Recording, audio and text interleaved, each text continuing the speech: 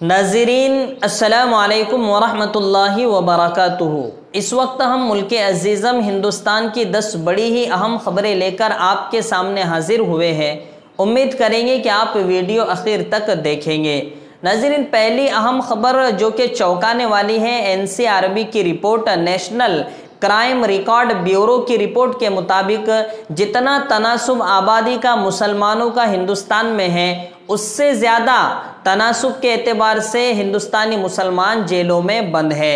जी हाँ नाज़रीन, 14% 0.2 की आबादी वाले मुसलमान इस वक्त हिंदुस्तानी जेलों में 16% 0.6 के तनासुब से मौजूद है। जिन आंकड़ों ने मुसलमानों की आंखें खोल दी हैं, चौंका दी है, उसमें अव्वल नंबर पर यूपी है, दूसरे नंबर पर मगरबी बंगाल है और तीसरे नंबर पर महाराष्ट्र है, जहां सबसे ज़्यादा मुसलमान कैदो बंद की ज़िंदगी गुजार रहे हैं। नाज़रीन, ये आंकड़े हमें साफ तौर से बताते हैं कि कुछ ना कुछ आज़ाद हिंदुस्तान में गड़बड़ हो रही है, जिसका खदशा जाहिर किया है कई कानूनी मालूमात हासिल रखने वाले लोगों ने कि कहीं ना कहीं नाइंसाफ़ी की बुनियाद पर यह सब हो रहा है कि आबादी के तनासुब से ज़्यादा लोग जेलों में बंद हैं। ये कैसा रिकॉर्ड है और ये समझ से बाहर फैसला है।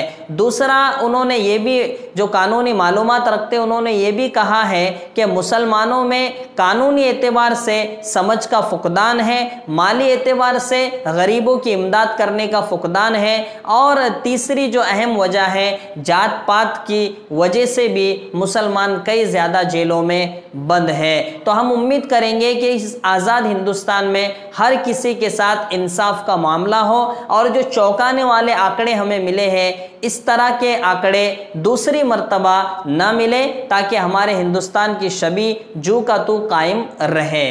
नाज़रीन, दूसरी अहम खबर आपको देते चलें कि GST की बकाया रकम को लेकर कई राज्यों ने PM मोदी को ख़त लिखा, ममता बनर्जी ने भी ख़त लिखा, और महाराष्ट्र के नायब वज़ीर आला अजित पवार ने भी ये कहा था कि हमारे कई 20,000 करोड़ रुपया मोदी सरकार के ऊपर कर्ज है, जो हम मुतालबा कर रहे हैं, मांग रहे हैं, लेकिन मोदी सरकार दे नहीं रही है। इसी तरह तेलंगाना के वज़ीर आला ने भी ये कहा कि GST का बकाया अभी केंद्र सरकार पर बाकी है। तो हम उम्मीद करेंगे कि राज्य सरकार की जो मांगे हैं उसे केंद्र सरकार पूरी करे, ताकि राज्यों की भी जो हालात हैं, जो ज़रूरियात है, वो पूरी हो सके।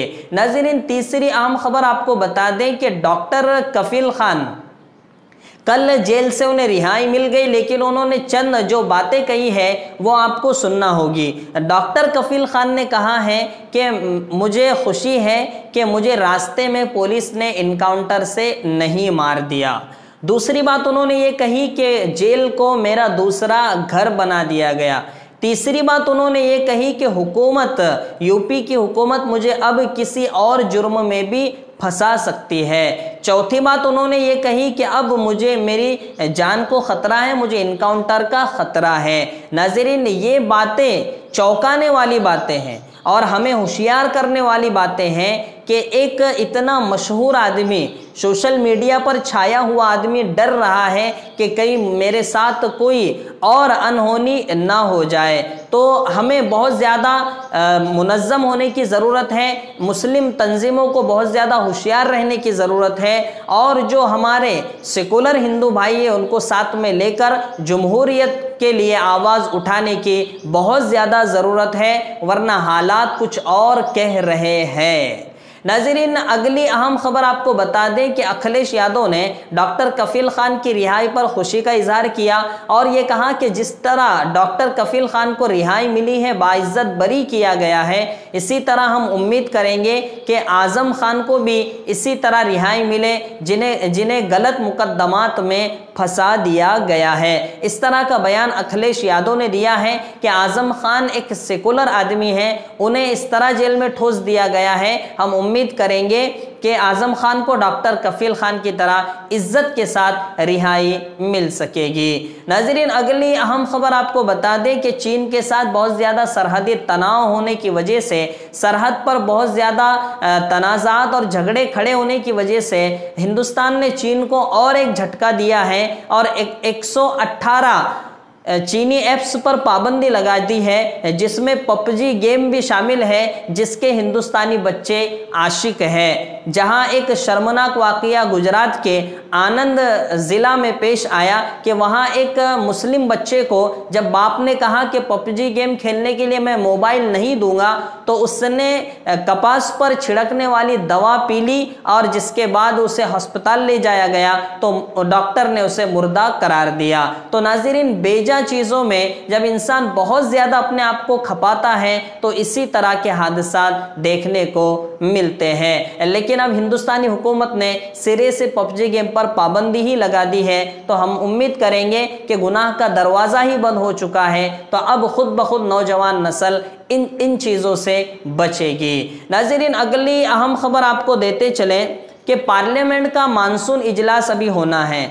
अभी मानसून इजलास होना है, लेकिन उससे पहले सरकार ने, हुकूमत ने यह ऐलान किया है कि अब वक्फे सवालात जो हुआ करते थे, सिफर सवालात जो सिफर का वक्फा जो हुआ करता था, अब वो नहीं दिया जाएगा, जिसको लेकर अपोजिशन ने हंगामा खड़ा किया है और ये कहा है कि कोरोना का बहाना करके मोदी सरकार जमहूरियत का कत्ल कर रही है। इसी को लेकर शशि थरूर जो कि कांग्रेसी लीडर हैं, अहम लीडर हैं, सीनियर रहनुमा है, उन्होंने बयान दिया है। उन्होंने कहा है कि ये कौन सा फैसला हुआ कि वक्फे सवालात मुख्तसर सा वक्त जो मिलता है वो तो मिलना चाहिए ताकि जहनी एतबार से हम तैयार होकर पार्लियामेंट में फिर से जा सके। अब उसी को ख़त्म कर दिया जाएगा, तो ये तो नोटिस बोर्ड हुआ, ना कि पार्लियामेंट का इजलास हुआ।